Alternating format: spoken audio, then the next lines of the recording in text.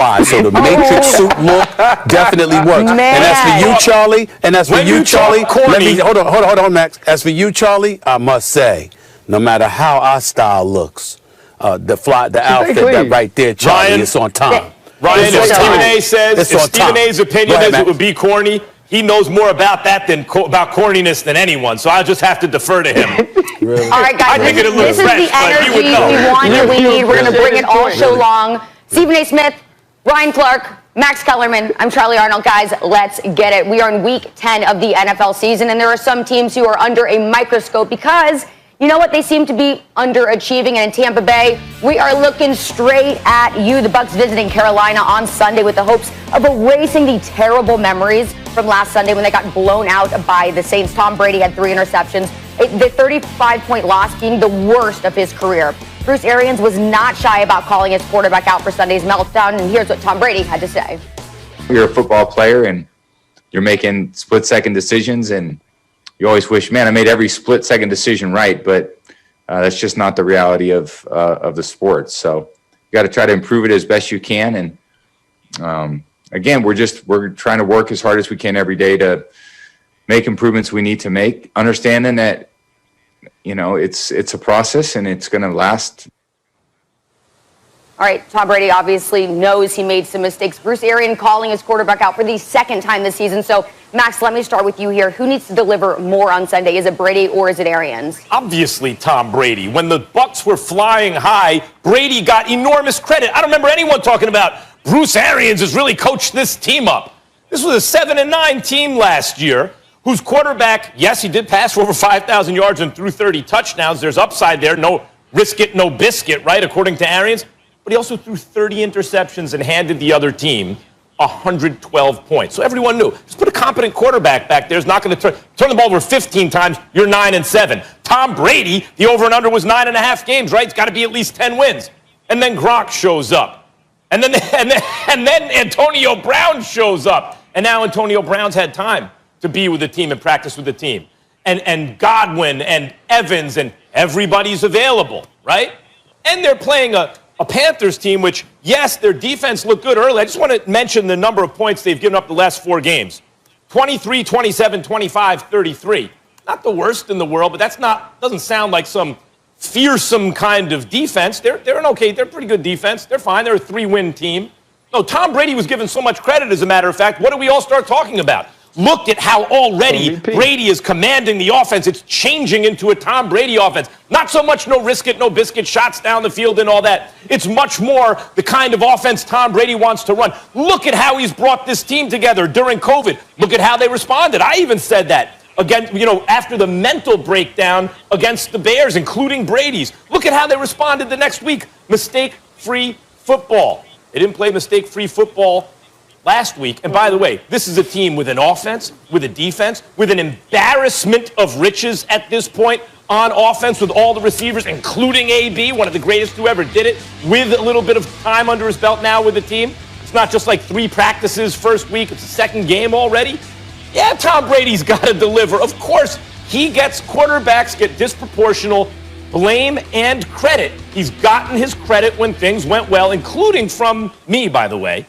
Now things aren't going well. I expect a bounce-back game, Stephen A., but he's better have one. Well, a couple of things. Number one, Max Kellerman, I mean, I got to get on you just a little bit here. You need a shave, brother. You need a shave. I want you to make sure that you just need a shave. Look how you want to look. No. That's my brother. That's my brother. We know, Max. We know I can't be helped, but there's still hope for you. You got to trim the beard a little bit good. I mean, you got to look sharp. That's all I'm trying to say. Well, too much it's white. A little scraggly. Too much you white. Can keep it. It's just a little scraggly. That's all. It's just a little scraggly. That's all I'm trying to say. It's Friday. Stephen A., this is what happens when you leave for so long. I just want to throw that out there. Now, but hey, listen. At least you don't have on a black tie today. You're improving. Here's the deal. Hold on. Let me ask Charlie. How's the beard look, Charlie? And it's nice, a little salt and pepper. I don't mind it. That's it. I rest my case. It's just a little thick and scraggly. That's all I'm trying to say. Are you trying to like Paul Runyon or something? I mean, I'm just wondering. That's all I'm saying. Okay, look, the thing is here, Max is showing his age just a little bit as Tom Brady's showing his age. What's he going to do this weekend? Brother, try to help you out. That's all, brother. Try to help you out. Now, here's the deal. Let's get back to what you were saying. Max, in all seriousness, man, You make very valid points about Tom Brady, and I'm not necessarily disagreeing with you. My focus, however, is on Bruce Arians. I mean, Ryan, help me out here, man. I mean, last time I checked, Bruce Arians has been a head coach in the National Football League for the last 7 years. Ladies and gentlemen, I don't know if y'all have noticed, but the last 3 seasons that he has coached, 2016, 2017, before he took off 2018, then he came back for 2019 in Tampa Bay after departing from Arizona, Bruce Arians hasn't had a winning record. And they're 6-3 now. We looked at last week, and as awful as Tom Brady was, and he was straight garbage for the first time in his career, really like straight garbage. It was awful, okay? But it's Tom Brady. I mean, eventually that's going to happen one day. Got to give that to him. Here's what I'm saying about Bruce Arians. Didn't we lament the play calling? Didn't we lament the fact that you didn't run the football? You only ran the football 5 damn times? Didn't we lament Byron Leftwich and Bruce Arians and the kind of game plan that they had that seemed to be ill-advised?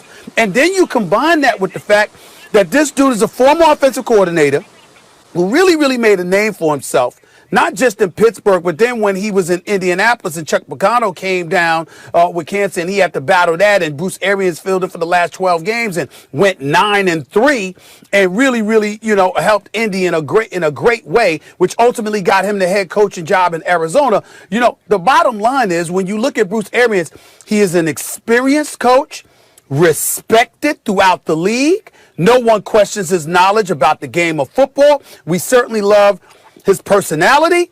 Well, when you gonna produce? The fact of the matter is that when we look at Tom Brady and we're seeing him and him struggling the way that he's struggling, of course he cannot be absolved. All I'm trying to say is that this is not a novice head coach. This is an experienced coach who's obviously experienced enough with enough cachet to call out the great Tom Brady. So why can't he be held accountable for what he's not doing? The Tampa Bay Buccaneers have the 3rd worst rushing attack in the National Football League. Ronald Jones is no scrub. Leonard Fournette is no scrub. LaShawn McCoy, Shady McCoy, even though he's getting up there in age, he is damn sure no scrub. The 3rd worst rushing attack in the National Football League when you've got Evans and Godwin and Gronk and Brayton, these boys to throw the football to so people can't load the box. Daring you to throw because they're focused on the run. That's not what they're doing to Tampa. You should be able to do a multitude of things and not put everything on the shoulders of a 43-year-old quarterback. You got him the personnel, but it's up to you, Bruce Arians, to know how to utilize it. We expect that from this man, and we should continue to expect that from that man. All I'm saying is you can't completely absolve him. We got to mention him too. You have to mention him, and I don't think you have to just mention him. I think he's under the most pressure. I think he has to perform because I understand the prism that Max is looking at this through is his own, right? That for him saying that Brady would fall off and then giving him credit for the leadership after the Chicago Bears game when they didn't play well, when they didn't play disciplined football, and really us never looking at Bruce Arians and saying, you know what, Bruce Arians has done a good job. But when it's negative, when it's bad, he will get the blame. If you go to this week, we talked about play calling. We talked about having a historic low in rushing attempts. But when you look at this entire team, they didn't play well on defense. The special teams didn't perform. This was an entire team failure on all 3 phases, and that's on the head coach. And then when you come out and you point to your Hall of Fame quarterback, when you're talking about the greatest of all time, and you don't just say that he has to play better, you point out specifics of where he missed. You point out that this is where Tom Brady could have been better, and he missed. So much so that Tom Brady has to come out and admit his faults. Tom Brady has to come out and say, yeah, I made mistakes. I wish I was perfect. So much so that Tom Brady showed a level of professionalism that Bruce Arians didn't. And now, BA's earned that. I think BA's a very good coach. I think BA's a good players coach, right? But now there's this conversation that started to be started that if there's a power struggle, did he really want AB there? Is Mike Evans his guy? Right. And so now I think Bruce Arians has to perform. Bruce Arians has to come out and get this team to win, because when they got Tom Brady, we said the team as constructed, because of the weapons and because of the head coach and because of the way the team was put together, they would win. I do believe Tom Brady deserves fault. I do believe Tom Brady deserves criticism. But in the end, one of those legacies is set.